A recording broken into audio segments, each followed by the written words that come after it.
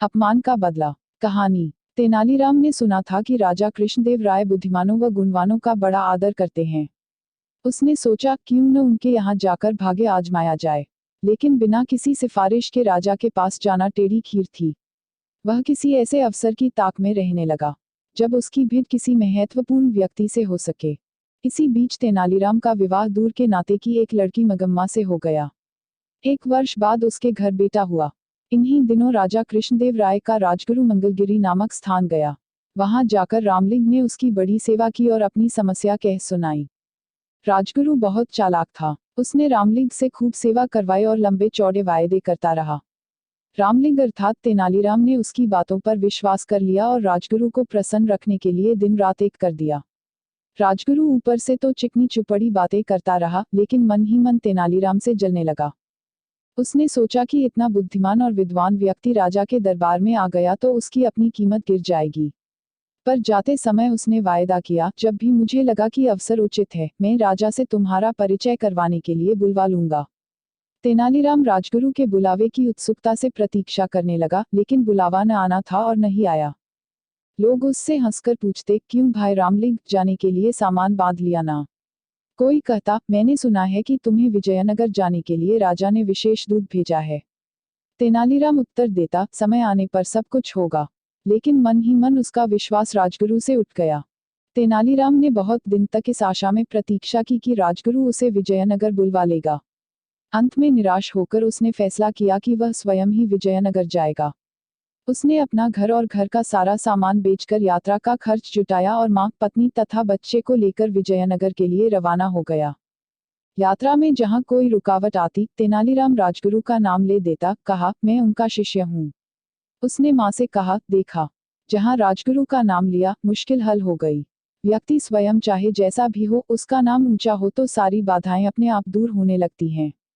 मुझे भी अपना नाम बदलना ही पड़ेगा।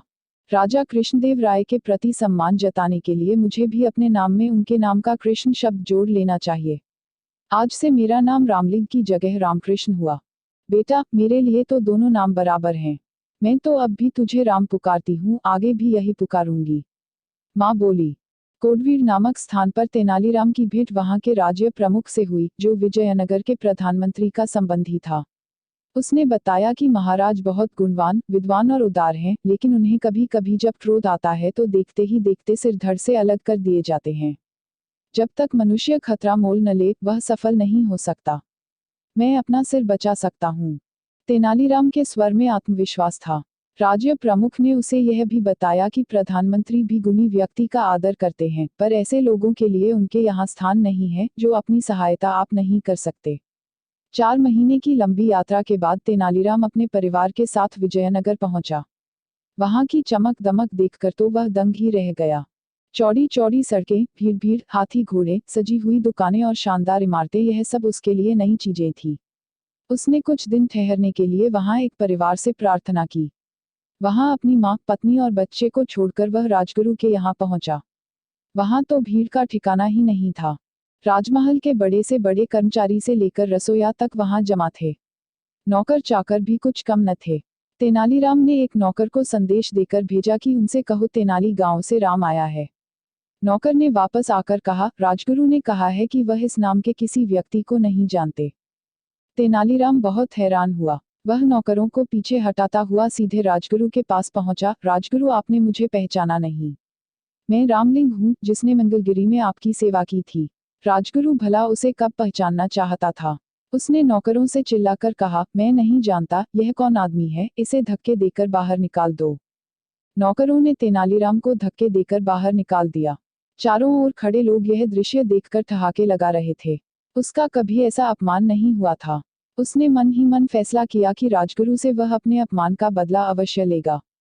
लेकिन इससे पहले राजा का दिल जीतना जरूरी था। दूसरे दिन वह राजदरबार में जा पहुंचा। उसने देखा कि वहां जोरों का वाद विवाद हो रहा है। संसार क्या है, जीवन क्या है, ऐसी बड़ी बड़ी बातों पर बहस हो रही थी। एक पंडित ने अपने विचार प्रकट करते हुए कहा, यह संसार एक धोखा है। हम जो देखते सुनते हैं, महसूस करते हैं, चखते या सूंघते हैं, केवल हमारे विचार में है। असल में यह सब कुछ नहीं होता, लेकिन हम सोचते हैं कि होता है। क्या सचमुच ऐसा है? तेनालीराम ने कहा, यही बात हमारे शास्त्रों में भी कही गई है। पंडित जी ने थोड़ी ऐंठ दिखाते हुए हैरान होकर पूछा। और सब लोग चुप बैठे। शास्त्रों ने जो कहा वह झूठ कैसे हो सकता है। लेकिन तेनालीराम शास्त्रों से अधिक अपनी बुद्धि पर विश्वास करता था। उसने वहां बैठे सभी लोगों से कहा, यदि ऐसी बात है तो हम क्यों न पंडित जी के इस विचार की सच्चाई जांच लें। हमारे उदार महाराज की ओर से आज दावत दी जा रही है, उसे हम जी भरकर खाएंगे। पंडित जी से प्रार्थना है कि वह बैठे रहें और सोचें कि वह भी खा रहे हैं। तेनालीराम की बात पर जोर का ठहाका लगा। पंडित जी की सूरत देखते ही बनती थी कि महाराज तेनालीराम पर इतने प्रसन्न हुए कि उसे स्वर्ण मुद्राओं की एक थाली भेंट की और उसी समय तेनालीराम को राज विदूषक बना दिया। सब लोगों ने तालियां बजाकर महाराज की इस घोषणा का स्वागत किया, उनमें राजगुरु भी था।